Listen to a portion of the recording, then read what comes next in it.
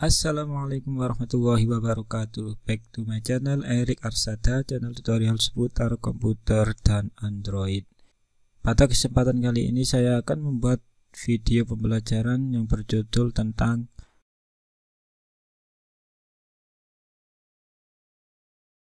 Sebelum ke pembahasan, jangan lupa subscribe terlebih dahulu bagi Anda yang belum subscribe dan nyalakan loncengnya untuk mendapatkan update video terbaru. Oke teman-teman, langsung saja kita mulai.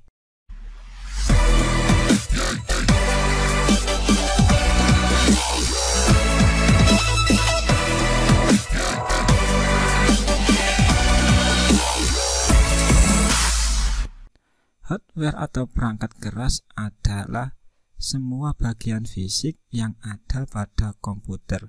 Perhatikan, bagian fisik. Yang namanya fisik itu berarti bisa dilihat dan juga bisa disentuh. Kalau tidak ada bentuknya berarti bukan namanya fisik, itu abstrak namanya ya.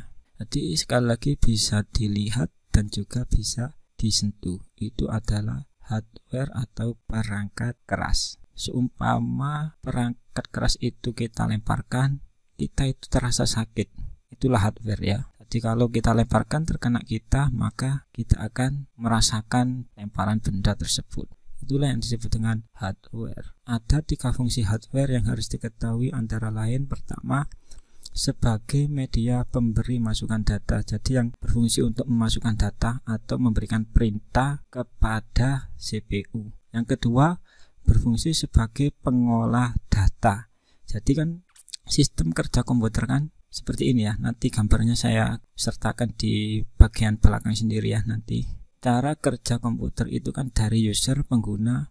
Pengguna itu memberikan perintah atau memasukkan data. Ya, memberikan perintah itu ya tentunya dengan menggunakan keyboard atau mouse. Kemudian setelah dimasukkan datanya atau perintahnya akan diolah di dalam CPU, Central Processing Unit. Di dalam CPU itu ada RAM, ROM, dan juga prosesor. Jadi setelah masuk perintah kemudian diterima oleh RAM, kemudian diproses oleh prosesor, dan nanti akan dikeluarkan lagi outputnya. Hasilnya akan dikeluarkan ke layar monitor. Itu adalah fungsi ketiga ya, sebagai penampil inputan dari sebuah proses atau disebut dengan output, hasil dari pengolahan data. Itu fungsi dari hardware. Oke, ke slide selanjutnya. Di sini ada banyak contoh hardware, ada banyak sekali perangkat keras atau hardware yang ada di komputer, baik itu bersifat internal maupun eksternal. Nah, ini kata-kata yang perlu kita pahami juga ya, internal dan eksternal. Apa sih perangkat internal dalam komputer ataupun perangkat eksternal di dalam komputer itu? Tentunya kita juga harus paham ya. Internal adalah perangkat yang melekat atau menempel pada sebuah komputer. Itu adalah perangkat internal. Sedangkan perangkat eksternal itu perangkat yang ada di luar komputer. Contoh begini contohnya, laptop. Laptop kan ada keyboard dan mouse bawaan ya. Nah, keyboard dan mouse bawaan dari laptop itu namanya adalah perangkat internal. Kalau kita kasih keyboard dari luar, kita beli keyboard USB, kita colokkan di laptop kita, itu namanya adalah keyboard eksternal. Ataupun mouse dari luar, jadi bukan mouse bawaan dari laptop itu, kemudian kita colokkan di laptop kita, itu namanya adalah mouse eksternal. Dari sini paham ya perbedaan antara internal dan juga eksternal. Nah, contoh pertama adalah CPU, Central Processing Unit, sebagai unit pengolah data. Namanya saja Central Processing Unit, yaitu pusat pengolahan data. Kedua adalah RAM, tempat penyimpanan data sementara. Hard disk, tempat penyimpanan data semi permanen. Mouse berfungsi untuk menggerakkan kursor. Keyboard untuk mengetikkan huruf, angka, dan perintah lainnya. Kemudian monitor sebagai alat penampil output yang dihasilkan oleh CPU. Biasanya akan tampil dalam bentuk visual atau gambar ya. Keenam, speaker untuk menampilkan suara yang diproses oleh CPU, dan lain-lain. Masih banyak contoh lainnya yang tidak disebutkan di pembahasan kali ini. Oke, kita lanjut ke slide berikutnya. Lanjut. Nah, ini adalah gambaran proses kerja komputer. Saya jelaskan di sini. Gambar pertama adalah user atau pengguna.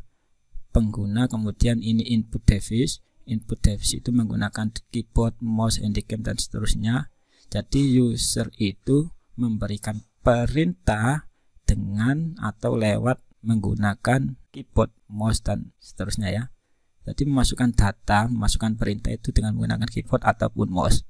Setelah dimasukkan data nanti akan diproses. Di sini nanti, di sini nanti ada software ya yang menjalankan perintah dari user. Nanti user melakukan perintah dengan menggunakan keyboard atau mouse, kemudian diproses oleh software perangkat lunak. Contoh, saya akan melakukan pengetikan huruf per huruf, yang mana huruf per huruf itu akan terbentuk menjadi kata. Setelah kata per kata akan menjadi kalimat. Setelah kalimat per kalimat akan menjadi paragraf. Paragraf per paragraf akan menjadi sebuah karangan atau buku ataupun kitab. Nah, di dalam melakukan pengolahan data itu kan saya menggunakan keyboard ataupun mouse.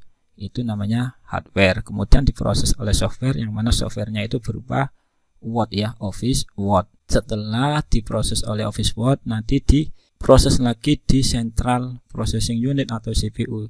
Diterima oleh RAM, setelah diterima oleh RAM diberikan kepada prosesor, setelah diterima oleh prosesor dan nanti akan dikembalikan lagi ke RAM dan akan dikeluarkan dalam bentuk output, yaitu ke dalam monitor ya. Itu kalau berupa Word tadi ya.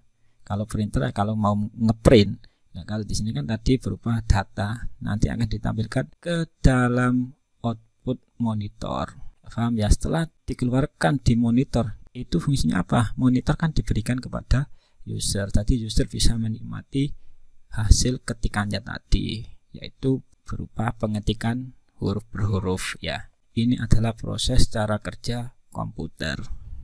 Lanjut, di sini ada rujukan yang saya pakai untuk pembahasan di atas ya. Ini yang pertama, dan ini adalah rujukan gambar tadi ya.